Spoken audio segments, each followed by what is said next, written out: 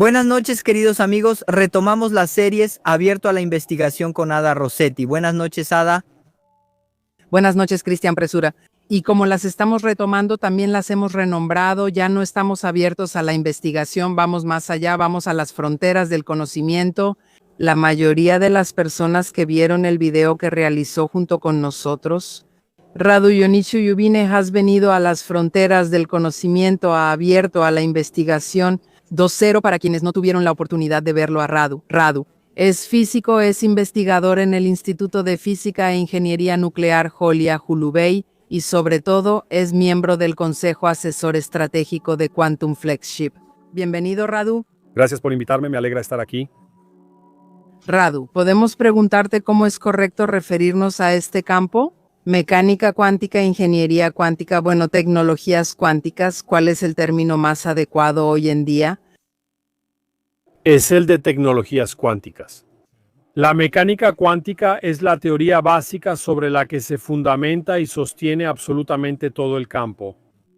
Bienvenidos al campo que también llamamos de tecnologías cuánticas, la revolución cuántica 2.0, es decir, la segunda revolución cuántica. ¿Por qué? Porque a principios del siglo pasado, en los años 20 y 30, prácticamente se cumplen este año, celebramos 100 años desde la aparición de la mecánica cuántica como teoría. Ese fue prácticamente el punto de inicio, la primera revolución cuántica. Descubrimos nuevas leyes, descubrimos un mundo que todavía es muy poco intuitivo para nuestra intuición clásica. Y la primera revolución cuántica nos permitió entender toda la materia que nos rodea, entender el interior de las estrellas, entender los cristales, y llevaron a revoluciones, digamos, en la vida cotidiana. El transistor es un ejemplo, el láser es otro ejemplo, pero todos estos son de alguna manera la revolución cuántica 1.0.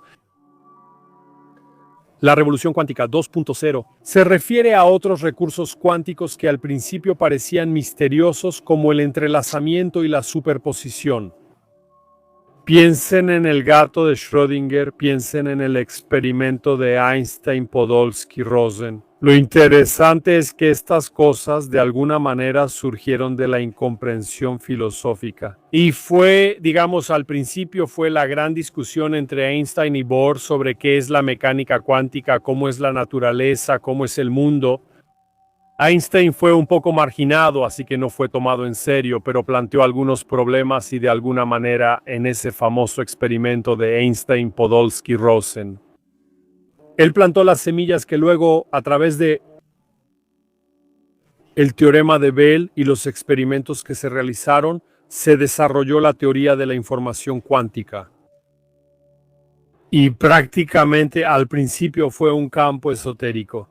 Solo unos pocos en los años 90 estaban involucrados, después de lo cual hubo un auge extraordinario.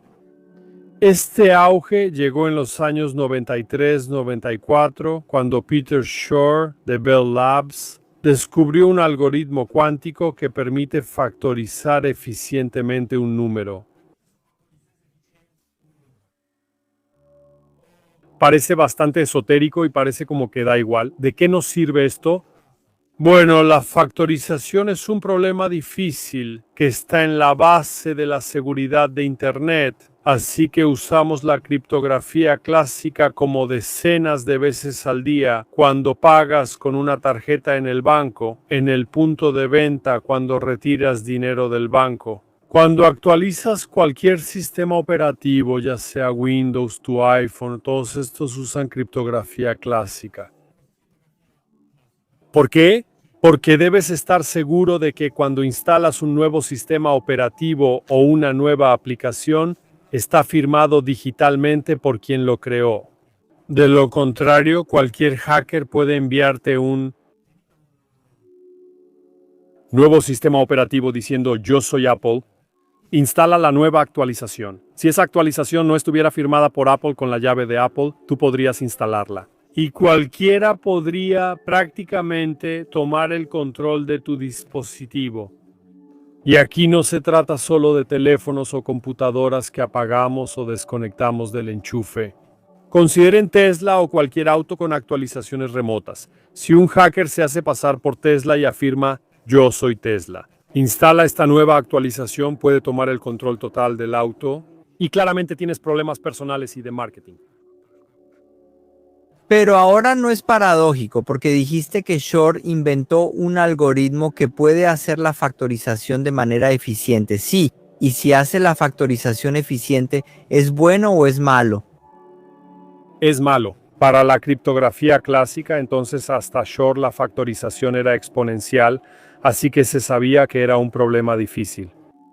Entonces, prácticamente lo que quiero decir es que toda la criptografía en la que se basa la seguridad de Internet, en la que se basa la seguridad de las redes 5G, las redes telefónicas, la infraestructura crítica, las firmas digitales, se basa en el hecho de que multiplicar dos números primos es fácil, pero si alguien te da el número el número que contiene el producto de esos dos números primos, para ti factorizarlo es muy difícil.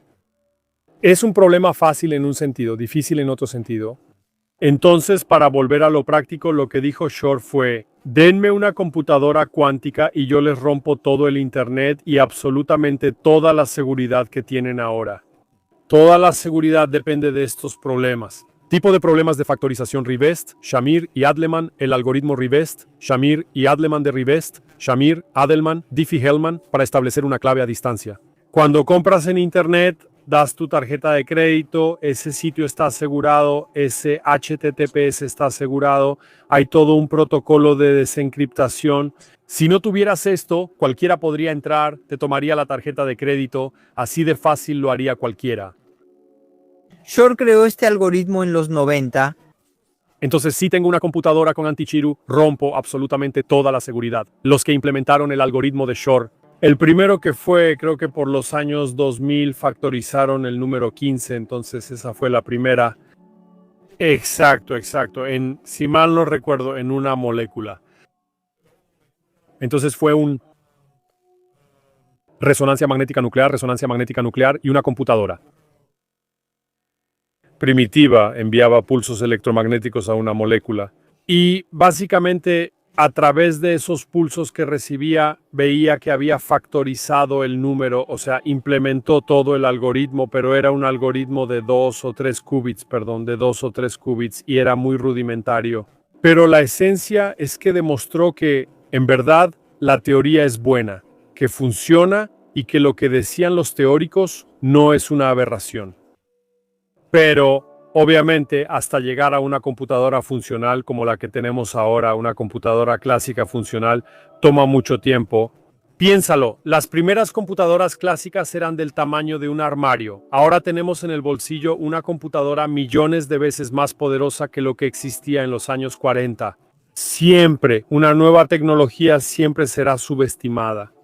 Entonces, creo que un director de IBM por los años 40 o 50, ya no recuerdo bien, decía que no veía más de 20 computadoras clásicas en el mundo ni la necesidad de tener más de 20 o 30. Y ahora cada uno de nosotros tiene una en el bolsillo. Pero aún así. Cuéntanos cómo ha evolucionado la computación cuántica, por ejemplo. IBM anunció que tiene una computadora cuántica en un gabinete muy grande con unos 300 qubits. Y más recientemente Microsoft estuvo en las noticias con esta computadora cuántica. Topológicamente, como dicen con Majorana, esa tenía menos, como 8 qubits, no recuerdo cuántos. Sí, entonces fue una discusión. Entonces, muchos investigadores, o hubo algunas opiniones contrarias, dijeron que todavía no han demostrado los qubits topológicos, o al menos en ese artículo no se ve al 100% que exista algo así. Decían que desde que enviamos el artículo para publicar, hemos evolucionado y tenemos datos. Pero es una discusión como en cualquier discusión científica. Pero ¿hay alguna de estas computadoras, las cuánticas, las más avanzadas del mundo, que haya logrado implementar el algoritmo de Shor a un nivel más alto que simplemente factorizar un número? Absolutamente. Entonces ya no estoy seguro. ¿Cuál es el nuevo récord? Pero hay computadoras que tienen cientos, miles de qubits. Pero, a diferencia de lo que debería ser, para llegar a una computadora criptográfica relevante, es decir, que pueda romper un número que está en el mercado, no 200, sino 5000. O sea, los números que deben ser descifrados para romper la criptografía son números de cientos de cifras. Todavía no estamos ahí, porque aunque tenemos qubits, no tenemos qubits protegidos contra errores. ¿IBM realmente tiene una hoja de ruta de evolución y las cosas son bastante serias? O sea, no es solo IBM. Lo interesante en el campo de la computación cuántica es que existen varias plataformas, porque la teoría es una y la teoría te dice, tengo un qubit y ese qubit hace esto o aquello. Después de eso es cómo lo implementas, igual que la máquina de Turing fue un concepto teórico y se implementó de diversas maneras. Existen computadoras con relés, existen computadoras con tubos, existen computadoras con transistores. ¿Qué tan rápido crees que llegaremos a tener computadoras cuánticas que nos cambien la vida? Que realmente podamos sentir cuyos... Es mayor como deberían ser muy buenas, y de hecho era hasta una broma en la comunidad. En los últimos 20 años mi papá decía que pronto tendríamos una computadora cuántica, así que siempre se iba posponiendo más y más el tiempo. Pero este problema es un problema de ingeniería, así que hay muchos tipos de implementación y cada uno trata de llevar ese campo más allá. Así que por ahora no tenemos una tecnología o una plataforma ganadora.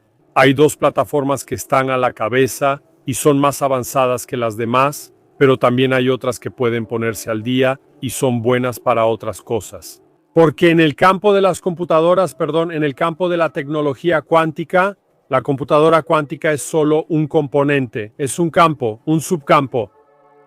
Y por eso quiero volver al tema de los recursos. Porque cuando hablas de recursos cuánticos y la manera en que los usas, al final se trata de utilidad. Una computadora cuántica realiza cálculos o simulaciones más rápido. Pero tú puedes usar un recurso cuántico para otra cosa, para imágenes, puedes lograr tener una mejor resolución. Se habla de telescopios cuánticos, entonces telescopios cuánticos. De nuevo la idea es la misma.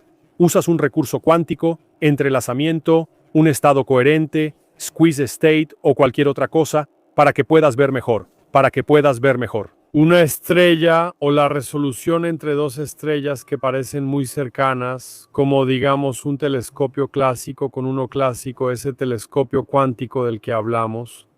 Tú puedes distinguirlas, puedes ver mejor. Se trata de la imaginería médica en la que puedes hacer una radiografía o una tomografía médica con menos rayos X, de modo que reduces la dosis para el paciente. Por eso digo recursos cuánticos, depende de cómo los uses. Hay varios campos y, volviendo a la clasificación de las tecnologías cuánticas, serían computadoras cuánticas, simuladores cuánticos, imágenes cuánticas, también hablamos de metrología. Puedes medir mejor, más precisamente, y comunicaciones cuánticas que son resistentes a cualquier computadora cuántica. El problema es que las computadoras cuánticas, si quieres, son las menos maduras de toda la tecnología cuántica, así que estarán mucho más lejos del mercado. Comunicaciones cuánticas, imágenes cuánticas, así que computadoras cuánticas. Van a llegar más tarde porque, mejor me detengo, hablamos, Entonces, como decía, ¿por qué las computadoras cuánticas son la tecnología menos madura de todas las demás? Usan más recursos cuánticos, por eso necesitas más qubits. Y es muy difícil coordinarlos, controlarlos y mantenerlos aislados. Es mucho más fácil si tienes 1 o 2 qubits, por ejemplo. Las comunicaciones cuánticas ya están en el mercado. Puedes comprar aparatos de comunicación cuántica si tienes dinero. Existen redes que se están creando ahora, se están desarrollando en toda Europa. En el mundo han existido redes de prueba y poco a poco serán integradas en nuestras redes de comunicación. Hay proyectos europeos, desde la investigación hasta la implementación, en los que están involucrados compañías como Orange, British Telecom, Vodafone. Así que claramente existe un interés por parte de las empresas en lo que respecta a las comunicaciones cuánticas. Porque de nuevo, como decía, controlar 1 o 2 qubits es mucho más fácil que manejar 10, 100 o 1000, como sería el caso de las computadoras cuánticas en lo que respecta a eso. Pero volviendo a las computadoras cuánticas, hay aplicaciones que serán interesantes. Por ejemplo, la simulación de algunas moléculas. Feynman fue el primero en observar esto y es considerado uno de los fundadores o padres, al menos teóricos, del campo. Observó algo muy simple en lo que decíamos, así. Simular un sistema cuántico en una computadora clásica es muy difícil porque tiene muchos grados de libertad. Crecen exponencialmente. El espacio que tengo que simular si tengo algunos electrones. Dicen que simular una molécula de cafeína es muy difícil. Entonces quiero simular un sistema cuántico que es muy complejo en una computadora clásica y eso es ineficiente. Y entonces prácticamente él le dio la vuelta al problema y dijo, ¿por qué no simularía un sistema cuántico en otro sistema cuántico que yo pueda controlar? Entonces eso fue la intuición fantástica. Si me cuesta mucho simular un sistema cuántico en un sistema clásico, ¿por qué no uso un sistema cuántico para simular ese sistema? Ese sistema cuántico sería una computadora o un simulador cuántico. Entonces, entre las ventajas y aplicaciones prácticas estarían nuevos materiales para superconductores, nuevas baterías, nuevos materiales para la fotosíntesis, nuevos superconductores que funcionan a alta energía, a alta temperatura. Pensaba Radu, si te pregunto, ¿me cuentas los principales obstáculos en la construcción de computadoras cuánticas? También debemos hablar de los errores. ¿Y cuál es la batalla que se está dando ahora en el mercado? Es un obstáculo que percibo, pero no es técnico. Sobrevender tecnologías de la información, porque mucha gente ya no sé si encaja esta pregunta. Pero existe el peligro de que la gente tenga expectativas muy altas y luego de alguna manera el sistema se desinfle porque esas expectativas no se cumplieron. De los sistemas de los que hablaba, los qubits superconductores son los más avanzados, junto con las trampas de iones. Es satisfactorio y alentador que no exista solo una compañía, hay varias compañías. IBM está enfocado en los qubits superconductores. Google también, en las trampas. Están los de IONQ. Existe una compañía europea, Alpine Quantum Technologies o Alpine Quantum Technologies. Existen computadoras fotónicas que están basadas en principios completamente diferentes, los de Xanadu, PSI Quantum, estos y Europa. Entonces hay muchas plataformas y cada una intenta captar una parte del mercado. ¿Y cuáles son los problemas fundamentales? Por ejemplo, estaba viendo los errores ahora porque es de esperarse que estas computadoras cuánticas tengan errores. Porque, como explicaste al principio, este estado tan frágil del qubit no dura mucho tiempo. Hay un problema de decoherencia. Si un qubit se descompone en otro lugar, se produce y propaga un error. Absolutamente, la teoría existe y sabemos exactamente, hay códigos, así como tenemos en el caso clásico códigos de corrección de errores, existen códigos de corrección de errores cuánticos, así que la teoría de los códigos de error es conocida. Y prácticamente necesitas más qubits físicos en los que implementas un qubit lógico y puedes hacer algo anidado. De 7 qubits haces un qubit lógico, después codificas ese. Hay varios niveles de concatenación de estos qubits, el más eficiente. Y de nuevo, la teoría ha evolucionado mucho desde las iniciales, que eran menos eficientes, hasta llegar a los códigos de color code que se llaman códigos topológicos. Por eso Microsoft quiere implementar esos qubits topológicos PUM y sí, con pocos qubits. Se ha demostrado que en verdad reducen los errores, pero tienes que controlar mucho mejor. Tienes que estar por debajo de cierto umbral, por debajo de cierto límite de error, que ya no recuerdo exactamente cuánto era. Algo así como 10 a la menos 3, 10 a la menos 4. Depende de las estimaciones que podamos seguir en esta dirección hacia el futuro y hay un montón de preguntas que podemos tener. Pero me preguntaba, en Rumania, computadoras cuánticas, ¿existen grupos de investigación en eso y qué podrían aportar? Entonces, en el Instituto de Física tenemos un grupo. Hace algunos años tuvimos el primer proyecto nacional de tecnologías cuánticas.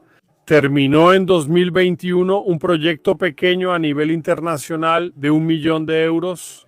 Éramos 5 socios: el Instituto de Física, el instituto donde trabajo yo, el INFLPR, el Instituto de Láser, la Politécnica de Bucarest, el Instituto de Microtecnología de Baniasa y al principio de Cluj. Buscamos sentar bases y proponer cómo, con nuestra experiencia, podríamos aportar a este campo. Hicimos cosas teóricas, hicimos cosas prácticas. De hecho, en la Politécnica construimos la primera fuente de fotoalimentación en inglés de Rumania. Así fue, y también empezamos otras cosas con pequeños pasos para sentar las bases del campo en Rumania, así que estamos sentando las bases. Se investigan nuevos materiales para fuentes de fotometanglato, así que la parte de materiales es interesante, la parte de algoritmos, la parte teórica. Es un campo multidisciplinario, ya que reúne personas con experiencia en distintas áreas, desde teoría y algoritmos hasta filosofía. Si les interesa el fundamento mecánico, lo que puede llevar a nuevos materiales para que los uses para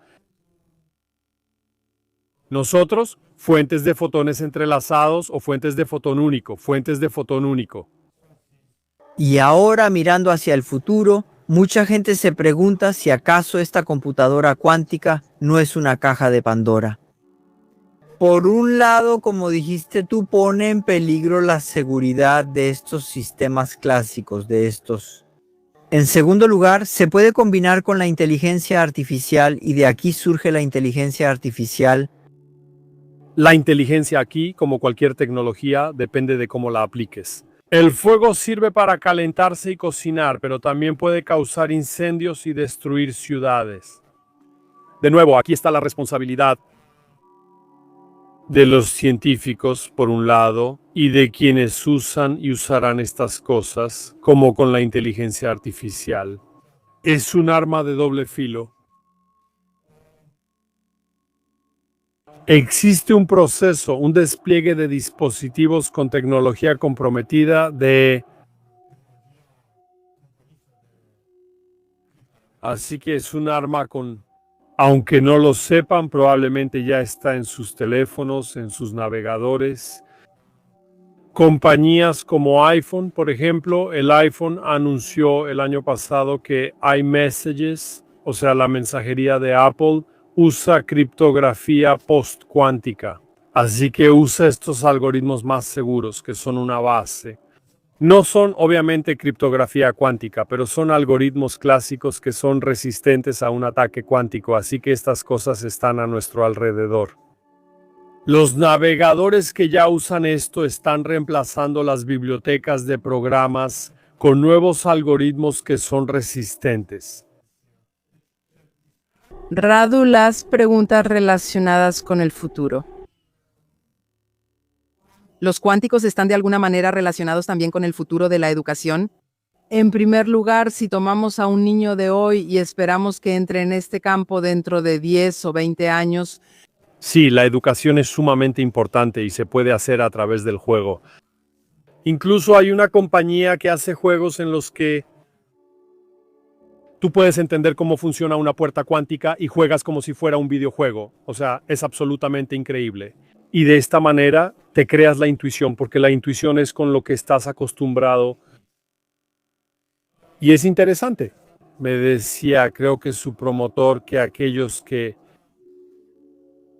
los niños que no tenían una noción muy desarrollada del cálculo clásico entendían más rápido que aquellos que sí habían pasado por el cálculo clásico y esperaban que los objetos cuánticos funcionaran de cierta manera y seguían intentando que funcionaran de forma clásica y no entendían. Pero los niños más pequeños que no sabían esas cosas lo captaban de inmediato, lo entendían mucho mejor. ¿Cuál era la idea que mencionaste sobre el telescopio cuántico? ¿Cuál era la idea detrás del telescopio cuántico? El criterio decía que el mínimo de interferencia de una debe estar en el máximo de interferencia de la primera. Eso y más no puedo hacer, y era un criterio de libro de texto, lo sabía todo el mundo. decía, ok, para la longitud de onda tengo una difracción y no puedo bajar del límite. Así fue. Lo que es muy interesante es que usando conceptos de la teoría de la información cuántica y específicamente la información cuántica,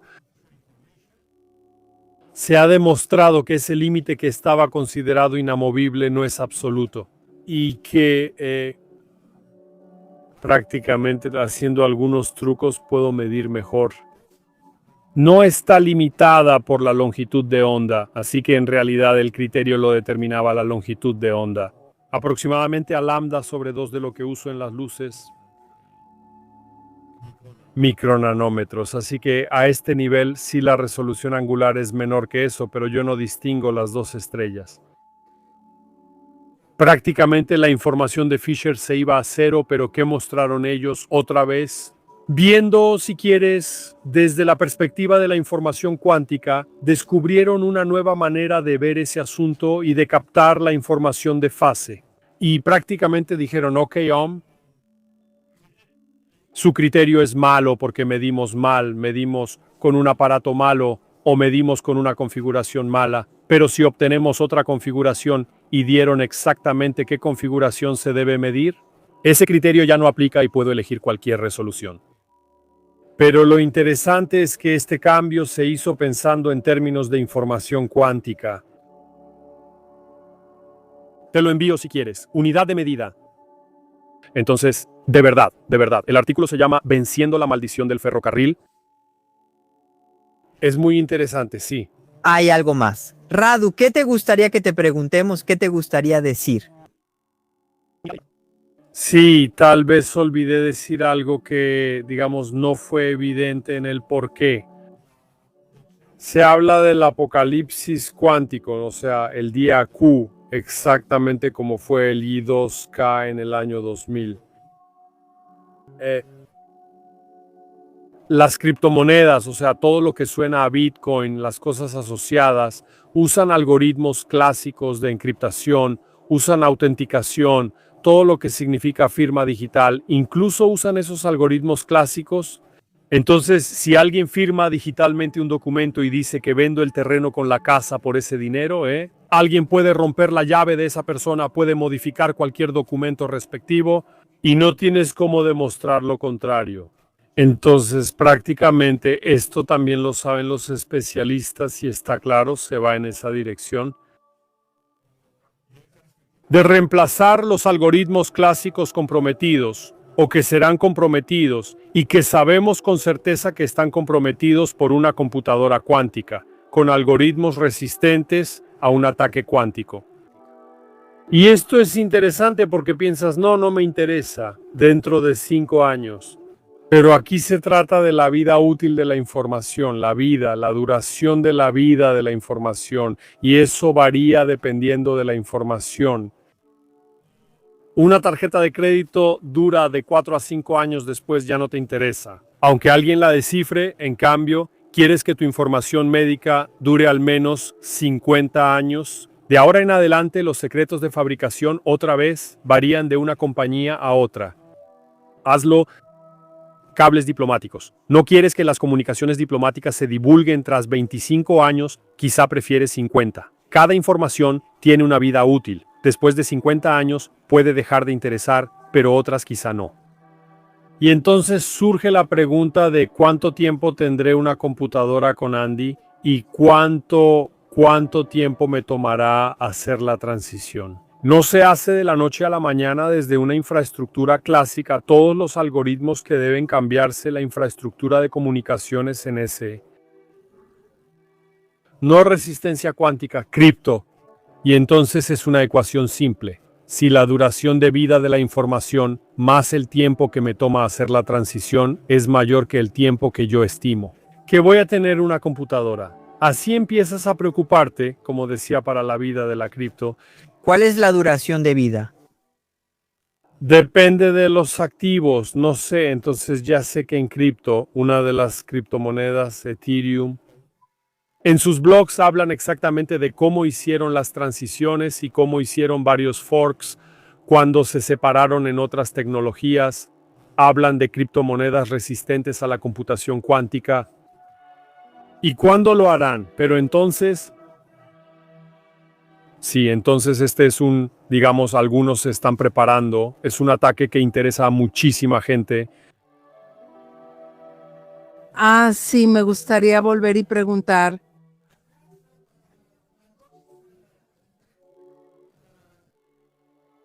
En un mundo en el que a veces ni siquiera estamos convencidos de las cosas que vemos. En el momento en que alguien viene y pregunta, ¿pero cómo lo saben? Sí, que es verdad, lo que ustedes dicen ahí. ¿En qué nos basamos? Danos algunos ejemplos. De aplicaciones de las tecnologías cuánticas. Dos que están a nuestro alcance. Podemos verlas o podemos imaginarlas y mirarlas con más cuidado la próxima vez que nos veamos. La criptografía cuántica es un ejemplo. En este momento está en el mercado, cualquiera puede comprarse 2 aparatos, un emisor y un transmisor. Deben venir en pares y colocarse en la fibra óptica para transmitir claves cuánticas. Esto se llama distribución cuántica de claves o Quantum Key Distribution. Usan sistemas cuánticos como fotones individuales o entrelazados para distribuir una clave. Esa clave se usará después para cifrar de manera absoluta, por ejemplo, usando Quantum Pad, que es el único algoritmo de distribución. Y de bendición pop. El problema es que usa mucha clave. Por cada bit de mensaje necesito un bit de clave y luego debo desecharla. Así que es complicado, pero es absolutamente seguro. ¿Qué nivel de seguridad quiero tener? ¿Absoluta o lo suficientemente buena como para poder usarla? Hay algoritmos con clave simétrica que no son tan fáciles de romper. Lo que yo decía era la infraestructura de criptografía pública, la criptografía con clave pública. Esa es una clave asimétrica. La clave, al menos en este momento, se sabe que está comprometida. Muchos Diffie, Hellman está comprometido a factorización, etc. Pero los algoritmos de clave simétrica, como Advanced Encryption Standard 256, todavía son seguros. Es decir, no se pueden romper tan fácilmente debido a la longitud de la clave, pero esos todavía resisten. Radu, muchas gracias por tus intervenciones de esta noche. Y yo también agradezco, fue un placer conversar. Y de hecho ese es mi papel, popularizar estas cosas. Porque es importante que tengamos jóvenes entusiastas, jóvenes que quieran hacerlo por pasión, porque es uno de los motivos. Creo que lo más importante para un joven investigador es la curiosidad y la pasión por descubrir nuestras cosas, no solo hacer cosas, solo que también deben hacerse por mí. Es algo interior que no te deja dormir por la noche. ¿Por qué sucede esa cosa? ¿O quiero hacer algo? Entonces, la pasión y la curiosidad son absolutamente esenciales y si podemos atraer a más jóvenes, es excelente. Muchas gracias, Radu, y también en nombre de quienes te verán en este primer episodio del nuevo podcast. También te agradecemos por tus futuras contribuciones. Yo también agradezco la invitación y ha sido un placer para mí.